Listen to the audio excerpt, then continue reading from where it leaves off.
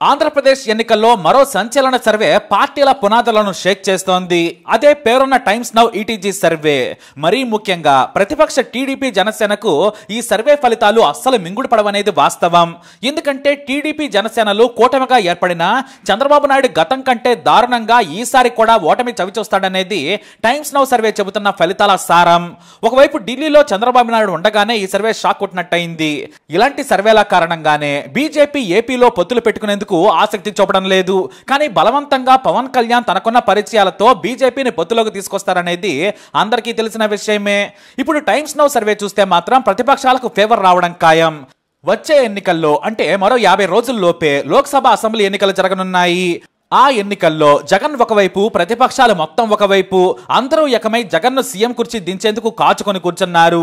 కానీ అది ప్రతిపక్షం వల్ల అయ్యే పని కాదంటూ టైమ్స్ నౌ సర్వే వచ్చే ఎన్నికల్లో పార్లమెంట్ స్థానాల్లో వైసీపీ 21 నుంచి 23 పార్లమెంటు స్థానాలు గెలుచుకుంటుందని చెప్పింది. టీడీపీ జనసేన కూటమి కేవలం 3 నుంచి 4 సీట్లకే పరిమితం అవుతుందని సంచలన సర్వే ప్రకటించింది. ఈ సర్వే కేవలం లోక్సభ స్థానాలకే చేసినా కూడా టైమ్స్ నౌతో పాటు ఈటీజీ ప్రతినిధి ఒక మాట చర్చలో చెప్పారు. కంఫర్టబుల్ గా లోక్సభ మాత్రమే కాదు, అసెంబ్లీ కూడా సునాయాసంగా జగన్ గెలుచుకుంటున్నారు. మేం చేసిన సర్వేలో బీజేపీని కలపలేదు.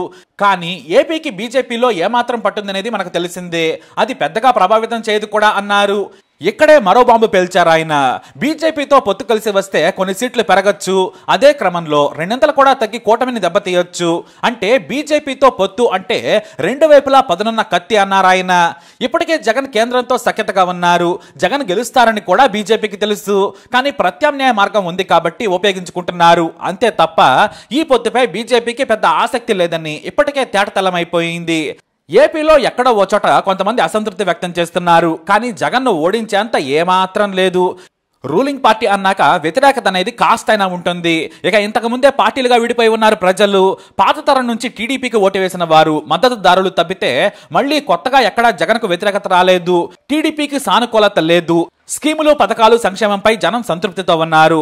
ఉద్యోగాలు, రోడ్లు, ఇన్ఫ్రాస్ట్రక్చర్ మీద ప్రజలు కాస్త అసంతృప్తిగా ఉన్నా గతంలో చంద్రబాబుతో పోల్చుకుంటే ప్రజలకు మరీ ముఖ్యంగా పేదలకు అపారంగా ఆర్థిక సాయం అందడం జగన్ను మళ్లీ ఎన్నుకునేలా చేస్తోంది. కాబట్టి ఎక్కడా ప్రభుత్వ వ్యతిరేకత అనేది లేదని క్లియర్ గా చెప్పేశారు. దీంతో ఇప్పుడు ఈ సర్వే ప్రతిపక్షాలకు వణుకు పుట్టేస్తుందనడంలో సందేహమే లేదు. ఎందుకంటే ఈసారి ఎన్నికలు చంద్రబాబు వయసు రీత్యా చావో రేవో తెలుసుకోవాల్సిన విషయం. పార్టీని, తన కొడుకు లోకేష్ ని బలంగా నిలబట్టాలనే కసితో ఉన్నారు ఆయన. కానీ పాపం ఏ సర్వే చూసినా కూడా జగన్ కే జై కొడుతోంది. సంక్షేమంతో ప్రతిపక్షాలను కకావికలం చేశారు జగన్.